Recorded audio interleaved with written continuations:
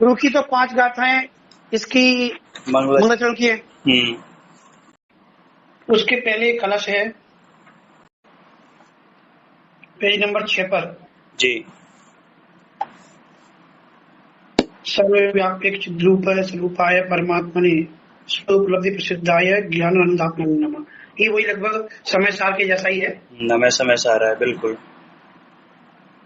इसमें जो सर्वव्यापक का मतलब हो गया, ये आपका पर्याय पर्याय हो गया ना। सर्वव्यापी सभी में व्याप्त है। सभी व्याप्त द्रव्य होता है, पर्याय कैसे हो जाएगी? सर्वव्यापी सर्वव्यापी है, सर्वव्यापी एक चिद्रूप माने आत्मा। अच्छा। जो सब में व्याप्त है ऐसा एक आत्मा। अच्छा। सर्वव्यापी, ठीक है। सर्वव्यापी होने पर भी मात्र एक चैतन्य स्वरूप। अच्छा, ये द्रव्य हो गया। ठीक है, ठीक है। और इसमें नीचे और जो स्वानुभव से प्रसिद्ध होने वाला है उस ज्ञानानंद स्वाभावी उत्कृष्ट आत्मा को नमस्कार हो। देखो, प्रसिद्धि का मतलब है अनंत दशा प्रकट होना जी, उसे कहा गया प्रसिद्धि। ठीक है। और वो प्रसिद्धि कैसे होती है? आत्मानुभव यानी सम्यक दर्शन से। जी। तो सम्यक दर्शन होने के बाद जब आत्मा प्रसिद्ध होकर अनंत बन जाता है तब वह परमात्मा बन जाता है। उस परमात्मा को नमस्कार किया है जी। माने अनंत और सिद्ध को नमस्कार है। यहाँ पे आत्मा को नहीं है विष्णु जी, अपनी आत्मा को नमस्कार नहीं, आत्मा को नहीं है, आत्मा को नमस्कार नहीं है। नहीं। अच्छा। जो सब जिसको ध्यान करने से ये चेतन स्वरूप आत्मा है और वह जिसने उसने जिसको प्रसिद्ध किया है, ऐसे अनंत और सिद्ध।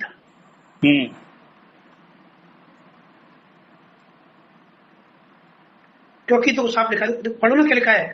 सर्वव्यापक चिद्रूप है, पढ़ना। सर्वव्यापक चिद्रूप स्वरूपाय परात्मे। हाँ, क्या लिखा है? परात्मने, परमात्मा नहीं। पर आत्मा ने दूसरा आत्मा, क्या लिखा? दूसरा आत्मा, अपना आत्मा नहीं। इसलिए लेकिन यहाँ तो अलग ही अर्थ बता रखा है। हाँ, उसको अभी पूरा पढ़ो तब समझ आएगा अपने आप। अच्छा। हाँ,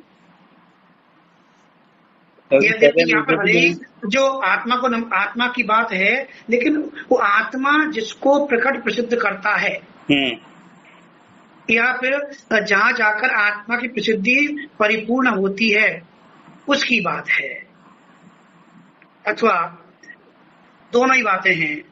और नीचे अभी इसको बात पढ़ेंगे तो क्लास आएगा। देखो पढ़ते हैं,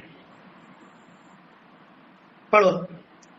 सर्वव्यापी होने पर भी मात्र एक चैतन्य स्वरूप है, स्वरूप जिसका और जो स्वानुभव से प्रसिद्ध होने वाला है उस ज्ञानानंद स्वभावी उत्कृष्ट आत्मा को नमस्कार हो।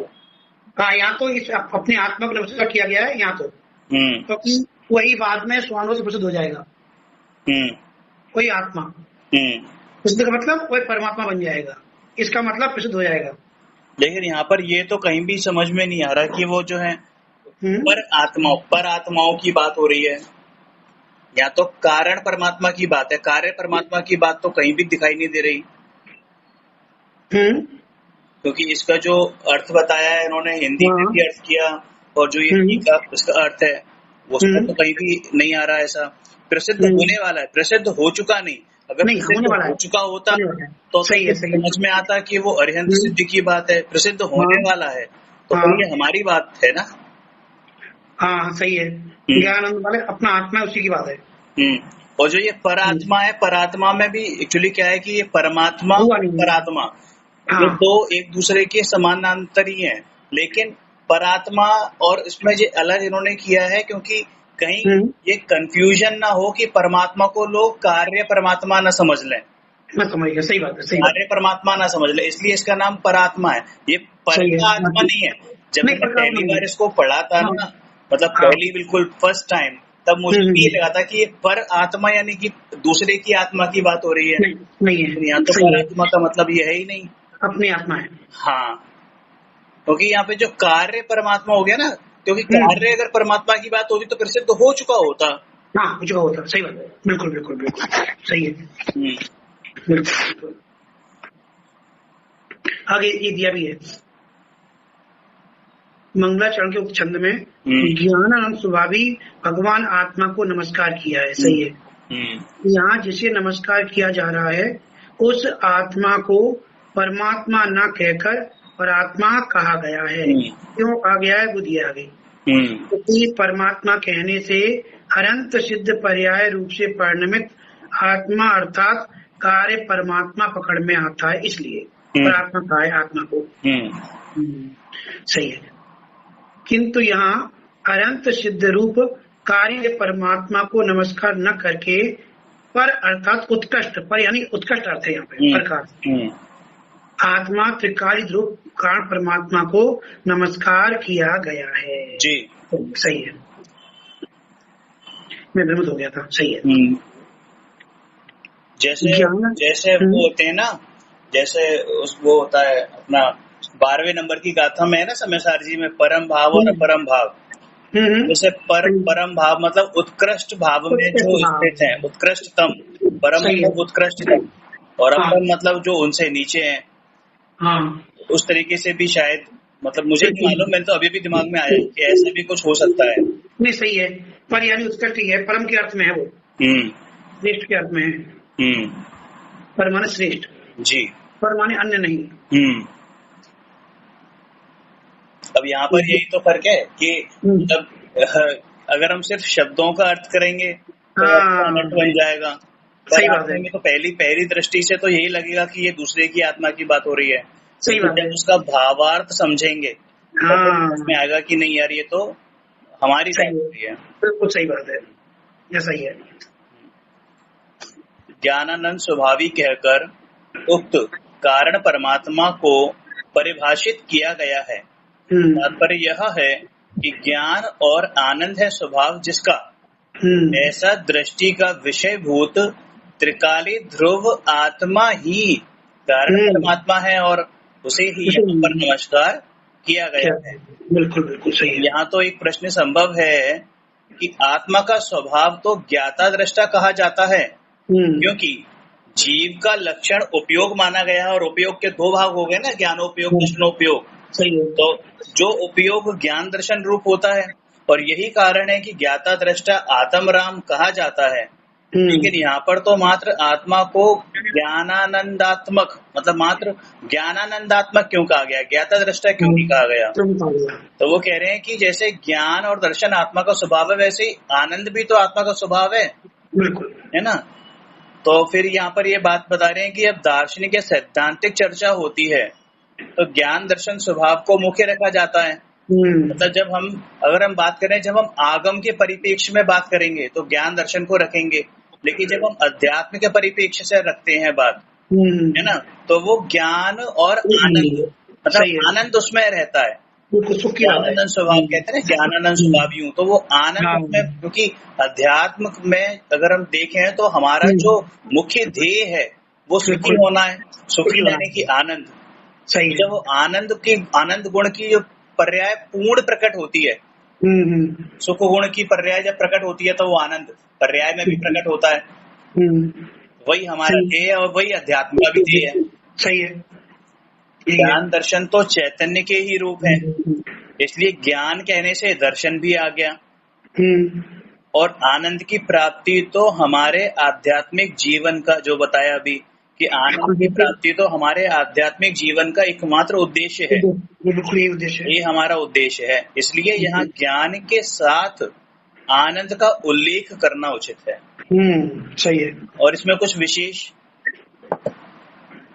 नहीं, ज्ञान अपनी ही बात है इसमें तो, इसलिए। दूसरे, इस प्रवचन सार ग्रंथ के प्रथम महाअधिकार ज्ञान तत्व प्रज्ञापन में अतीन्द्रिय ज्ञान और अतीन्द्रिय आनंद की अंतराधिकार के रूप में विशेष चर्चा होगी। अंतराधिकार मतलब क्या? जो एक तो होता है मुख्य अधिकार, तो इसमें मुख्य अधिकार 3 ही है, अच्छा अच्छा। ज्ञान तत्व और ज्ञेय तत्व, चरणों की का।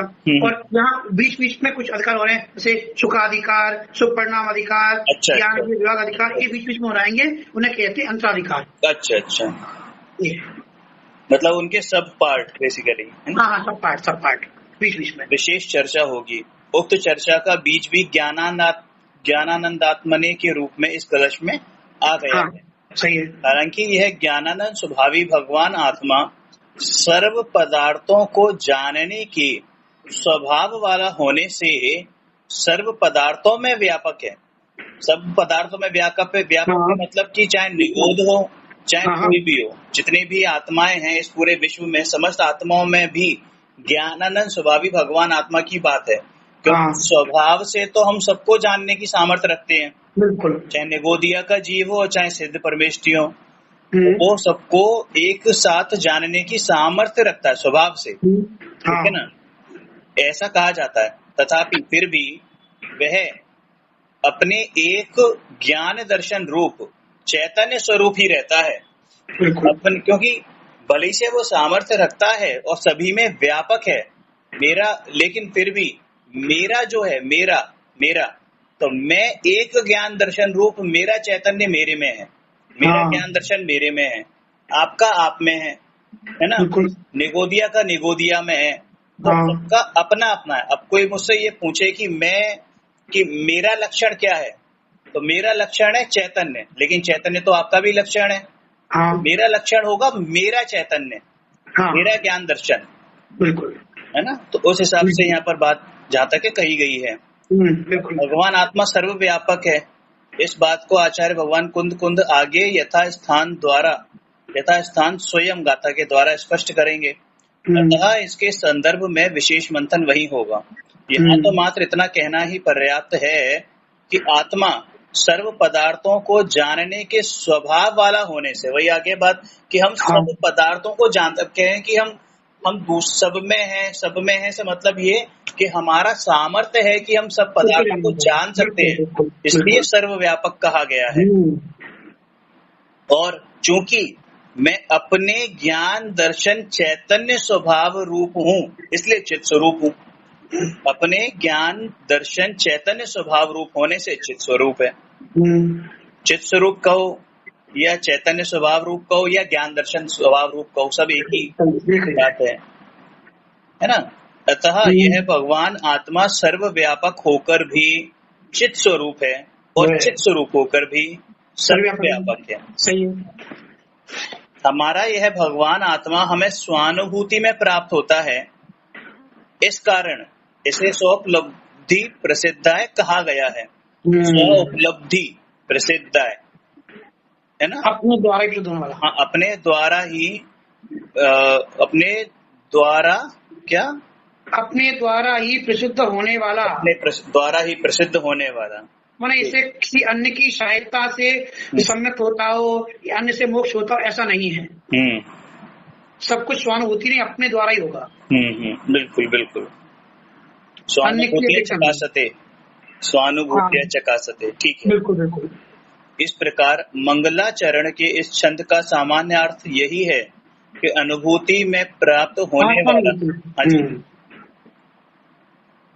आत्मानुभूति में प्राप्त होने वाला ज्ञानानंद स्वभावी भगवान आत्मा सर्वव्यापक होकर भी अपने चैतन्य स्वरूप की मर्यादा के बाहर नहीं जाता, अपने गुण पर्याय प्रदेशों के बाहर नहीं जाता, जो मेरा चैतन्य स्वरूप है उसके बाहर नहीं जाता।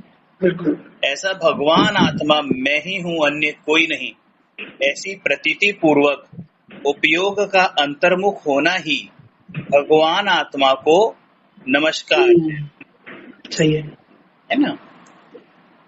तत्व प्रदीपिका के मंगलाचरण संबंधी उक्त छंद का भावानुवाद प्रवचनसार परमागम में कविवर पंडित वृंदावन दास जी इस प्रकार करते हैं। अभी आप पढ़ो थोड़ा सा, क्या इसका उसी का अनुवाद है। आत्मा कैसा है? महातत्व में नियम महाधाम गुणधाम चिदानंद परमात्मा बंधो रमता राम। अब ये यहाँ पे ये महनीय का मतलब क्या होता है? महान। महान तो है ही यहाँ पे, महान महान पर महान और महान 2 बार क्यों लिखा उन्होंने? महनीय। महातत्व माने श्रेष्ठ है, ठीक है। महनीय का मतलब इसमें अर्थ दिया नहीं है, इसका अर्थ भी महान ही होता है। ये मतलब बेसिकली ये मतलब विशेषणों का मतलब वो कर दिया उन्होंने कि अपने आप में अलग अलग विशेषण, अपने आप में रमण करने वाला जो चिदानंद परमात्मा गुणों का धाम है, महान तेजवान है। तेजवान मतलब वही की चकासते प्रकाशित प्रकाश, महनीय है, महान है और महातत्व अर्थात सर्वश्रेष्ठ तत्व है। अब ये महातत्व का मतलब अपने आप में स्पष्ट है कि यहाँ पर मेरी बात है, है ना। मतलब प्रत्येक जीव जो भी इसको पढ़ रहा है या जो भी इसकी बात कर रहा है वो अपने ऊपर इसको घटित करे कि वो मेरी बात है, क्योंकि अपने आप में वो सर्वश्रेष्ठ है। बिल्कुल। उस चिदानंद परमात्मा की मैं वंदना करता हूँ, है ना। मंगलाचरण के इस छंद में कारण परमात्मा को ही नमस्कार क्यों किया गया, कार्य परमात्मा को क्यों नहीं? एक बात तो यह है कि कारण परमात्मा के आश्रय से ही कार्य परमात्मा बनते हैं, सही है। इस कारण परमात्मा कार्य परमात्मा से भी महान है।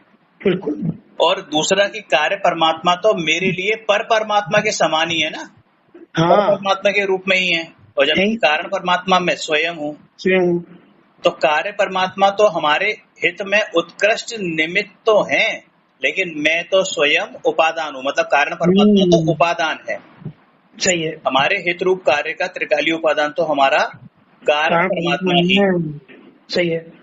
बरोबर। हम तो सर्वत्र ऐसा देखते हैं कि मंगलाचरण में देव शास्त्र गुरु को ही स्मरण किया जाता है। आपकी बात सत्य है, क्योंकि अधिकांशतः ऐसा ही देखने में आता है। फिर भी आचार्य अमरचंद्र तो सर्वप्रथम कारण परमात्मा को ही याद करते हैं। चाहे आत्मख्याति टीका हो नमे समय साराय कहकर सर्वप्रथम त्रिकाली ध्रुव कारण परमात्मा को ही नमस्कार किया। आत्मख्याति और तत्व प्रदीपिका के मंगलाचरण के छंदों में एक अद्भुत समानता देखने को मिलती है। जिस प्रकार आत्मख्याति के मंगलाचरण के प्रथम छंद में भाव कहकर द्रव्य, चित स्वभाव कहकर गुण और सर्व भावांतर चिदे और स्वानुभूतियां चकासते कहकर पर्याय स्वभाव को स्पष्ट किया गया है, उसी प्रकार यहाँ पर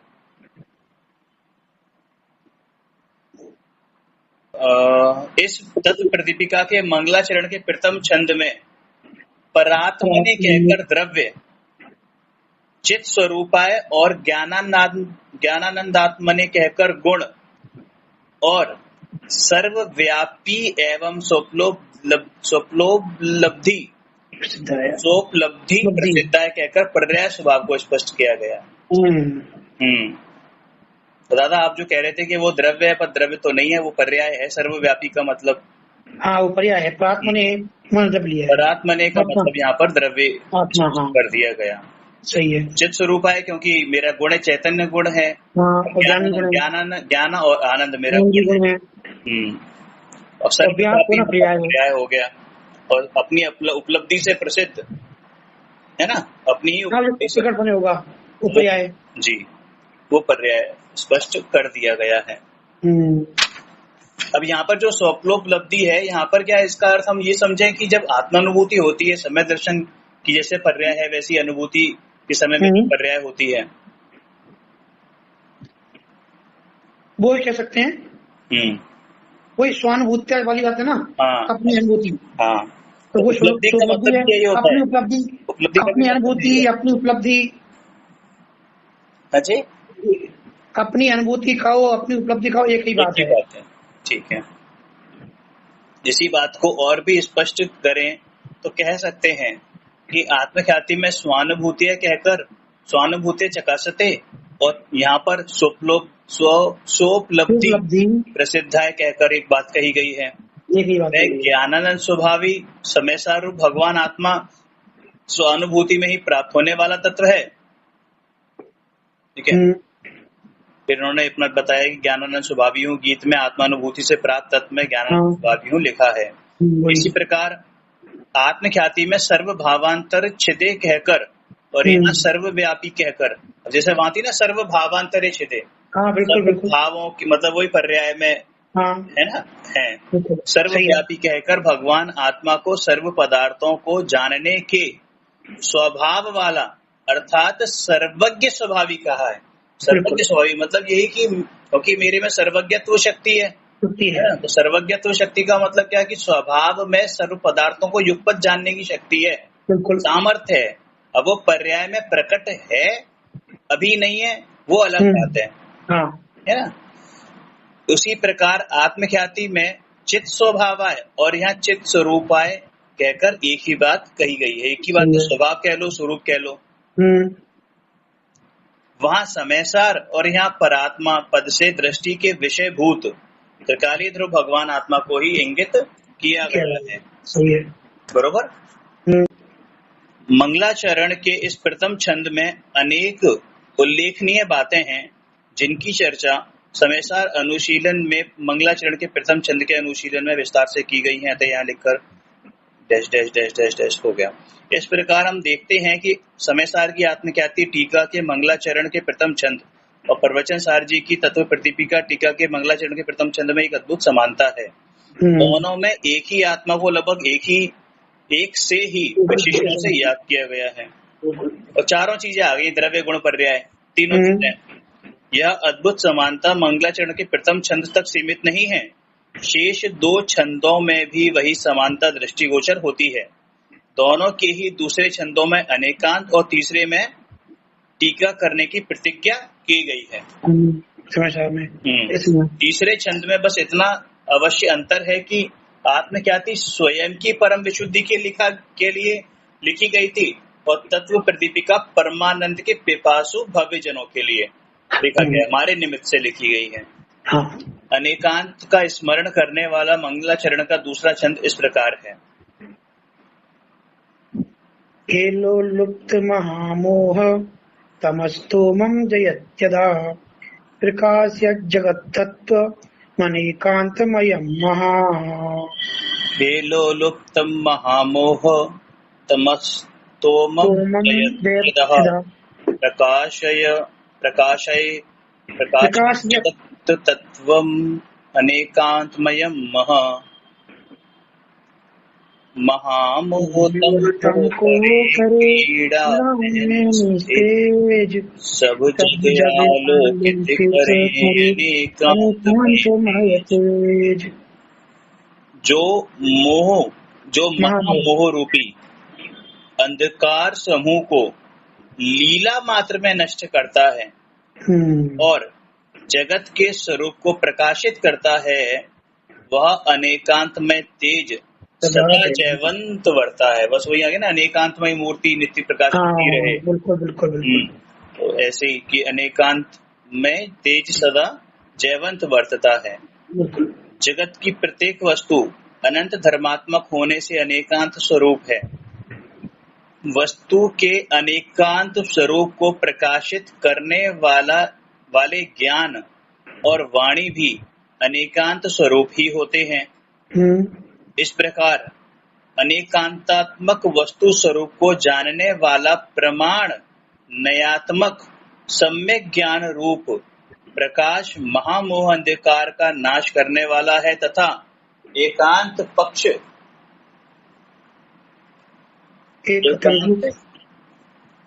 के कथन रूप अंधकार का स्यादवाद मई सापेक्ष वाणी नाश करती है। एकांत पक्ष को ग्रहण करने वाला ग्रहित अग्रहित मिथ्यात्व ही महामोह अंधकार है। इस अंधकार को अनेकांतमय सम्यक ज्ञान और स्यादवादमयी वाणी ही दूर करती है। अनेकांत स्वरूप का प्रतिपादन करने वाली स्यादवादमयी वाणी में ही वह शक्ति है कि वह तत्व संबंधी ज्ञान अंधकार को खेल में कर देती है। तो स्पष्ट ही है बिल्कुल।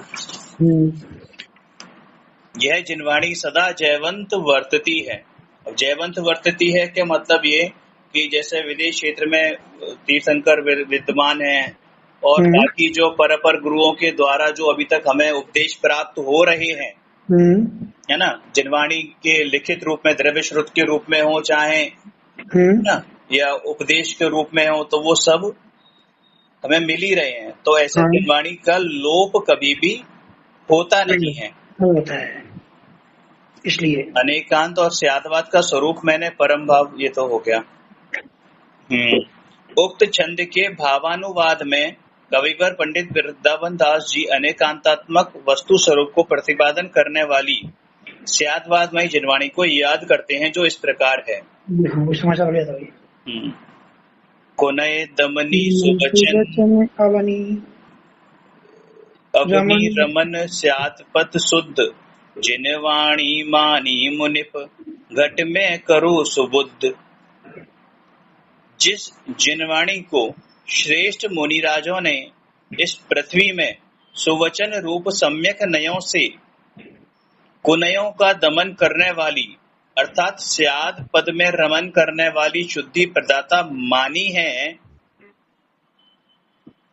करने वाली स्याद पद में रमन करने वाली शुद्धि प्रदाता मानी है, वह जिनवाणी मेरे हृदय में सुबुद्धि प्रदान करे, उत्पन्न करे। सुबुद्धि का मतलब सम्यक ज्ञान है, नहीं, सम्यक ज्ञान उत्पन्न करे, सम्यक ज्ञान। परमानंद सुधारस पिपासितानां हिताय भव्यानां क्रियते प्रकटितत्वा प्रवचनसारस्य वृत्तिरियम्। परमानंद सुधारस पिपासितानां, यानी परमानंद के अमृत का पान करने वाले पिपासु जीवों के हित के लिए, ऐसे भव्य जीवों के हित के लिए, है ना, ये प्रवचन सार की टीका तो में प्रकट की जा रही है, प्रकट की जा रही है। परमानंद रूपी अमृत के प्यासे भव्य जीवों के हित के लिए तत्व को प्रकट करने वाली प्रवचन सार की यह वृत्ति टीका रची जा रही है। यह तो पहले ही स्पष्ट किया है कि आचार्य अमृतचंद्र देव ने समय सार की आत्मख्याति टीका स्वयं के परिणामों की परम विशुद्धि के लिए बनाई थी, और यह प्रवचन सार जी की तत्व प्रदीपिका परमानंद के प्यासे भव्य जीवों के हित के लिए बनाई गई है। हालांकि आत्मख्याति से भी भव्यों का हित ही तो सत्ता है, तो तत्व प्रदीपिका से आचार्य देव के परिणामों में निर्मलता आती है। फिर भी मुख्यता गौणता की अपेक्षा ही यह कथन समय सार परम अध्यात्म का ग्रंथ होने से उसके अनुशीलन में आत्महित सर्वोपरि रहा और की मुख्यता रही, और प्रवचन सार वस्तु व्यवस्था का प्रतिपादक ग्रंथ होने से इसकी टीका रचने में परहित मुख्य हो गया। बिल्कुल वस्तु व्यवस्था है इसमें। सब स्पष्ट करो। समय सार को समझ में आता है, वस्तु व्यवस्था का मतलब कैसे, छह द्रव्यों की व्यवस्था कैसे है। इस जगत का कर्ता कोई नहीं है, ये वस्तु की व्यवस्था अपने आप चलती है। धर्म अधर्म आकाश काल ये अपना काम कैसे करते हैं, जीव और पुद्गल अपना काम कैसे करते हैं। उसके लिए तो उन्होंने वो लिखी थी ना पंचाष्टिका है। नहीं, ये सारी उसमें तो खाली 6 द्रव्यों का वर्णन है, लेकिन इसमें 6 द्रव्य जो हैं वो 6 द्रव्य अपने नियामक स्वयं है। एक बात।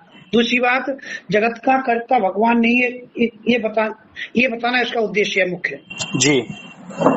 इसमें ये बताया जाएगा कि ये तो पहले पूछे थे हमसे, ये न्यायिक ग्रंथों में प्रमेय रत्नमाला वगैरह में जो बात बताई गई है, वो प्रवचन सार में बहुत अच्छे से दी गई है। वही वाली बात कि भगवान सर्वज्ञ जगत के कर्ता नहीं है, और प्रत्येक जगत का एक एक परमाणु भी अपने ही हिसाब से परिणमन करता है जी। ये सारी बातें इसमें आएंगी। इसका नाम वस्तु की व्यवस्था, माने वस्तु की व्यवस्था स्वतंत्र है जी, ये बताना उद्देश्य पूरा। अच्छा जी। एक द्रव्य का जी। कर्ता बुद्धि को छुड़ाया गया है जी हालांकि समय सार में भी वही बात है, लेकिन समय सार में आत्मा के लिए मुख्य बात की गई है जी लेकिन इसमें मात्र आत्मा की बात रही है, मात्र आत्मा की बात नहीं। प्रत्येक द्रव्य को साथ लेकर चले हैं।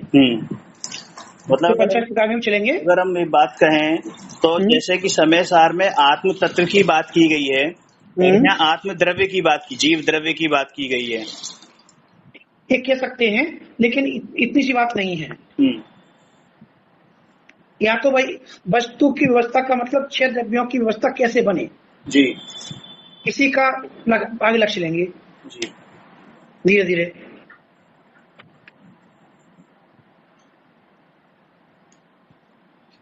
मैं सर्वज्ञ सिद्धि की बात है ये कहें अपन एक शब्द में दो इसमें। हाँ जी, इसमें मतलब इस ग्रंथ में। जी मैं समझ गया। वो सिद्ध करेंगे सर्वज्ञ सिद्धि कि जगत का कर्ता ईश्वर न होकर भी जो हमारा ईश्वर है, हमारा मतलब जैनों का ईश्वर, परमेश्वर, अपने जैनों का ईश्वर, जैनों का भगवान अकर्ता है। अच्छा, मतलब जो परमात्मा कार्य परमात्मा जो है, कार्य परमात्मा जो हमारा कार्य परमात्मा है वो है जगत का कर्ता नहीं है, अर्थात जगत में कोई भी व्यक्ति किसी का कर्ता नहीं है। बिल्कुल। इसी का नाम वस्तु व्यवस्था है जी। और इसी बात को कहीं कहीं मूल गाथा में से अभी 16वीं गाथा आएगी उसमें तो स्पष्ट किया ही है जी, और आगे गाथा बाद में 92 वगैरह आएंगी उनमें भी यही स्पष्ट करेंगे, बाकी धीरे धीरे सब स्पष्ट ही करेंगे। जी, यद्यपि इस टीका में परहित मुख्य है, तथापि सामान्य लोगों के लौकिक हित की बात कदापि नहीं है, बल्कि अतीन्द्रिय आनंद के प्यास से अति निकट भव्य जीवों के संसार समुद्र से पार होने रूप हित की ही बात है। मूल ग्रंथ तो वस्तु स्वरूप का प्रतिपादक ग्रंथराज है ही, इस टीका में तत्वों का स्वरूप ही प्रकट किया जाएगा। न्याय और युक्ति से समझाया जाएगा। ये इसकी बात मुख्य है इसमें, ये न्याय और युक्ति जी, इसके माध्यम से वही बात बताई जाएगी जो समय सार में अध्यात्म के रूप से बता दी गई है, उसी बात को सिद्ध करेंगे। जो मैं आपसे पूछ रहा था कि मुझे न्याय के लिए कहाँ सबसे ज्यादा वो मिलेगा, तो ये न्याय। जी इसमें न्याय युक्ति से हर बात सिद्ध करेंगे। ये बात ऐसी है तो क्यों है, जी ऐसी है तो क्यों है, भगवान करता नहीं है तो क्यों नहीं है, क्लियर, ये बात यहाँ स्पष्ट की जाएगी। इस प्रकार यह वृत्ति अर्थात टीका तत्वों को प्रकट करने वाली होगी और परमानंद के प्यासे भव्य जीवों की प्यास भी अवश्य बुझाएगी। इस प्रवचनानुसार ग्रंथाधिराज की तात्पर्य वृत्ति टीका लिखते हुए आचार्य जयसेन मंगलाचरण के रूप में मात्र एक ही छंद लिखते हैं, जिसमें वे एकमात्र सिद्ध भगवान को स्मरण करते हैं, जो कि इस प्रकार है। नमः परम चैतन्य स्वात्मोत्थ सुख संपदे परमात्म सहाराय सिद्धाय परमेष्ठिने चिदानंदात्मोत्थ सुख संपत्ति से संपन्न परमागम के सार श्री नमो से भगवंत। परम चैतन्यमय निजात्म के आश्रय से उत्पन्न सुख रूपी संपदा से संपन्न परमागम के सारभूत सिद्ध परमेष्ठियों को नमस्कार है। यहाँ सिद्ध भगवान को परमागम का सार बताया गया है। तात्पर्य यह है, परमागम का सार मतलब बेसिकली अगर हम बात करें तो ये शुद्धोपयोग का फल है ना, शुद्ध परिणाम का फल, हाँ ये भी कह सकते हैं, है ना। सिद्ध भगवान मतलब शुद्ध परमाम उसका। यहाँ तो परमागम का मतलब शास्त्र की बात समझना, या जो ये कहना चाह रहे हैं। किसकी बात? परमागम से मतलब शास्त्रों का सार। अच्छा, शास्त्रों का सार, ठीक है। तात्पर्य यह है कि परमागम में निरूपित शुद्धात्म तत्व के ज्ञान, श्रद्धान और ध्यान, वही रत्नत्रय आ गया ना, शुद्धात्म तत्व के ज्ञान, श्रद्धान और ध्यान के फल स्वरूप ही सिद्धि की प्राप्ति होती है। इसलिए सिद्ध भगवान परमागम के सारभूत परम पदार्थ हैं। बिल्कुल।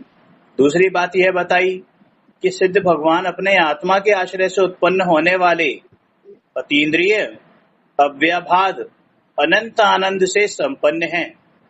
हम सभी भव्य आत्माओं की भावना भी उसी अतीन्द्रिय आनंद की प्राप्ति की है। प्राप्त करने की है जी। बहुत बढ़िया। बढ़िया। 5 गाथाओं में मंगलाचरण। इस प्रकार मंगलाचरण और टीका लिखने की प्रतिज्ञा करने के उपरांत अब आचार्य भगवान अमृतचंद्र आचार्य कुंद रचित प्रवचन सार के मंगलाचरण और प्रतिज्ञा वाक्य संबंधी 5 गाथाओं की उत्थानिका लिखते हैं, जिसका भाव इस प्रकार है। जिनकी अब ये आचार्य कुंद के लिए विश्लेषण दे रहे हैं। ये विशेषण आचार्य कुंद को संबोधित करते हुए विशेषण दिया है उन्होंने, आचार्य अमृतचंद्र ने, कि जिनके संसार समुद्र का किनारा अति निकट है। ये सबके लिए है, ये खाली कुंद के लिए नहीं है। जो व्यक्ति इस मार्ग में लगे उनके लिए है ये। अच्छा। जो व्यक्ति इस मार्ग में लगे हुए हैं ना, अपने कल्याण के मार्ग में, उनके लिए ये बात है। जिनका भी, हर व्यक्ति का, भले ही आचार्य कुंद की लक्ष्य की बात होगी, लेकिन ये सबके लिए है ये। जिन्हें सातिशय विवेक ज्योति प्रकट हो गई है, जिनका एकांतवाद रूप समस्त अविद्या का अभिनिवेश नष्ट हो गया है, ऐसे कोई पारमेश्वरी अनेकांत विद्या को प्राप्त करके समस्त पक्षों का परिग्रह त्याग देने से अत्यंत मध्यस्थ होकर समस्त पुरुषार्थों में सारभूत होने से आत्मा के लिए अत्यंत हिततम पंच परमेष्ठियों के प्रसाद से उत्पन्न होने योग्य परमार्थ सत्य अक्षय मोक्ष लक्ष्मी को उपादेय रूप से निश्चित करते हुए प्रवर्तमान तीर्थ के नायक श्री वर्धमान पूर्वक पंच परमेष्ठियों को प्रणाम और वंदन से होने वाले नमस्कार के द्वारा सम्मान करके सर्व आरंभ से मोक्ष मार्ग का आश्रय करते हुए प्रतिज्ञा करते हैं। सूत्रावतारः प्रतिज्ञा ऊपर की जो पंक्ति है ना, तो ये कॉमन चीज है ये, कि जिनके संसार समुद्र किनारा निकट है, जिन्हें सातिशय विवेक ज्योति प्रकट हो गई है, ऐसी ये ज्योति तो किसी भी भव्य आत्मा को प्रकट हो जाती है। जी। लेकिन फिर भी ये जो मंगलाचरण है वो आचार्य कुंद ने ही किया है, ऐसी बात है। इसलिए आचार्य कुंद ने नहीं किया है। अरे 5 गाथाओं का मंगलाचरण कुंद का है। अभी आने वाला है, अभी आया नहीं है। देखो आप इसे पहला पैराग्राफ पढ़ो, बिल्कुल पहला वाला। क्या?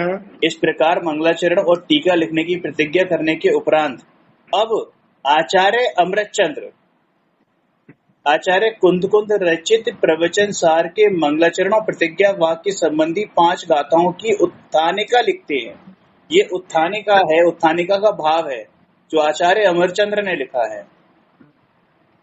लेकिन ये 5 गाथाएं आएंगी ना, लेकिन 5 गाथाओं में यही आने वाला है, यही आने वाला है। लेकिन ये जो भाव लिखा गया है ना, ये भाव, ये भाव आचार्य अमरचंद्र ने प्रकट किया है।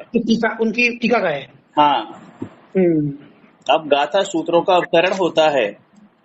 उक्त उत्थानिका में मूलतः मात्र इतना ही कहा गया है कि आचार्य कुंद मध्यस्थ होकर मोक्ष लक्ष्मी, मध्यस्थ का मतलब कोई नए पक्ष से ग्रसित नहीं है, है ना, नए पक्ष से पक्षातिक्रांत, पक्षपात वाली सही है, होकर मोक्ष लक्ष्मी को उपादेय करते हुए भगवान महावीर के साथ साथ पंच परमेष्ठियों को वंदन नमन करके पूरी सामर्थ्य से मोक्ष मार्ग में स्थित होने की होते हुए प्रतिज्ञा करते हैं। वो मोक्ष मार्ग में तो वो है ही, तो वो स्थित होने की प्रतिज्ञा नहीं करेंगे, वो तो स्थित होते हुए प्रतिज्ञा करते हैं। होते हुए। बात मात्र इतनी सी होने पर भी विशेषणों के समायोजन से वाक्य लंबा हो गया है। 3 विशेषण तो आचार्य कुंद के ही हैं, ऊपर के 3। हाँ, ये आ गया ना कि हाँ परमेश्वरी अनेकांत विद्या को प्राप्त करके, हाँ है ना, अत्यंत मध्यस्थ होकर, और फिर ये ऊपर जिन्हें सातिशय विवेक ज्योति प्रकट हो गई हो। ये हाँ ये क्या लिखा हुआ है कि 3 विशेषण तो आचार्य कुंद कुंद के ही हैं, जिनमें कहा गया है कि उनके संसार समुद्र का किनारा नारा निकट आ गया है। अति निकट आ गया है,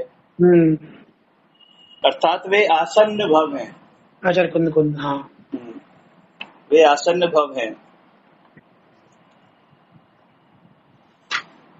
शीघ्र अतिशीघ्र मोक्ष जाने वाले हैं। उन्हें सातिशय विवेक ज्योति, सातिशय विवेक ज्योति का क्या मतलब होता है? उत्कृष्ट, अच्छा, जो शीघ्र मोक्ष में ले जाएगी, ऐसी ऐसी विवेक ज्योति। अच्छा, मुझे लगा था कि इसका मतलब कहीं छायक तो नहीं है, लेकिन छायक तो हो ही नहीं सकती थी। नहीं, छायक अर्थ में नहीं है, इसका अर्थ उत्कृष्ट के अर्थ में है। अच्छा, अर्थात जो अब संसार में नहीं भटकेंगे, ऐसा। अब तो ये भी अर्थ है कि साथ से मतलब पुण्य सहित विवेक ज्योति, पुण्य का उदय भी है इनके। अच्छा, अर्थात उन्हें स्वयं और पर का उत्कृष्टतम विवेक जागृत हो गया है, इस अर्थ का अर्थ है। भेद ज्ञान हो गया है और एकांतवाद रूप मिथ्या मान्यता का पूर्णतः अभाव हो गया है। तात्पर्य यह है कि आचार्य कुंद कुंद देव सातिशय विवेक के धनी, निकट भव्य और पक्के अनेकांतवादी हैं। बिल्कुल। देखो, यहाँ आचार्य कुंद कुंद से 1000 बाद हुए आचार्य अमरचंद्र उन्हें सातिशय विवेक के धनी, पक्के अनेकांतवादी और निकट भव्य बता रहे हैं। यद्यपि आचार्य अमरचंद्र ने उन्हें देखा नहीं था, सुना नहीं था और 1000 वर्ष का अंतर होने से यह संभव भी नहीं था, तथापि उनके ग्रंथों का गंभीर अध्ययन कर वे उक्त निष्कर्ष पर पहुंचे थे। इस प्रकार आचार्य कुंद कुंद की विशेषताओं के उल्लेख के उपरांत अत्यंत हितकारी पंच परमेष्टि के प्रसाद से प्राप्त होने योग्य परमार्थ, सत्य और अक्षय, ये 4 विशेषण मोक्ष लक्ष्मी के दिए गए हैं। ये पंच परमेष्टि के प्रसाद से प्राप्त होने योग्य का क्या मतलब होता है? प्रसाद का मतलब ये मान सकते हैं कि पंच परमेष्टि की भक्ति करने से हमें अपने आप इतना पुण्य जागृत हो जाता है कि हम उनकी भक्ति के योग्य हो जाएं। इसी का नाम प्रसाद है। अच्छा, बस मैंने हमें मोक्ष मार्ग की प्राप्ति हो जाए, यही उनका प्रसाद है। परमार्थ, सत्य और अक्षय, ये 4 विशेषण मोक्ष लक्ष्मी के दिए गए हैं। यहाँ मोक्ष लक्ष्मी की प्राप्ति का कारण पंच परमेष्टि के प्रसाद को कहा गया है, क्योंकि वीतरागियों का प्रसाद कैसे संभव है, इसलिए यह बात कुछ ठीक नहीं लगती। फिर लिखा है कि आप्त परीक्षा की स्वापेज्ञ टीका में आचार्य विद्यानंदी ने स्वयं इस प्रकार का प्रश्न उठाकर उसका समाधान किया है कि परमेष्टि में जो प्रसाद प्रसन्नता गुण कहा गया है, वह उनके शिष्यों का मन प्रसन्न होना ही उनकी प्रसन्नता है, क्योंकि वेतरागियों के तुष्ट्यात्मक प्रसन्नता संभव नहीं है। सामने वाले का मन प्रसन्न हो गया, उसी का नाम प्रसाद है। इस प्रकार उसमें क्रोध होना संभव नहीं है, उसी प्रकार प्रसन्नता का होना भी संभव नहीं है। किंतु जब आराधक जन प्रसन्न मन से उनकी उपासना करते हैं, तो भगवान प्रसन्न हुए, ऐसा कह दिया जाता है। इस प्रकार जिस प्रकार प्रसन्न मन से रसायन यानी औषधि का सेवन करके उसके फल को प्राप्त करने वाले समझते हैं और कहते भी हैं कि रसायन के प्रसाद से हमें यह आरोग्य आदि फल मिला है, अर्थात हम अच्छे हुए हैं, उसी प्रकार प्रसन्न मन से भगवान परमेष्टि की उपासना करके उसके फल श्रेयो मार्ग के ज्ञान को प्राप्त हुए उनके शिष्यजन मानते हैं कि भगवान परमेष्टि के प्रसाद से हमें श्रेयो मार्ग का ज्ञान हुआ है। शेष विशेषणों का भाव तो स्पष्ट ही है कि मोक्ष अनंत सुखमय होने से अत्यंत हितकारी है, परम सत्य है और अक्षय अर्थात कभी नष्ट होने वाला नहीं है, अविनाशी। इस प्रकार मोक्ष लक्ष्मी के विशेषणों का यह स्पष्टीकरण हुआ।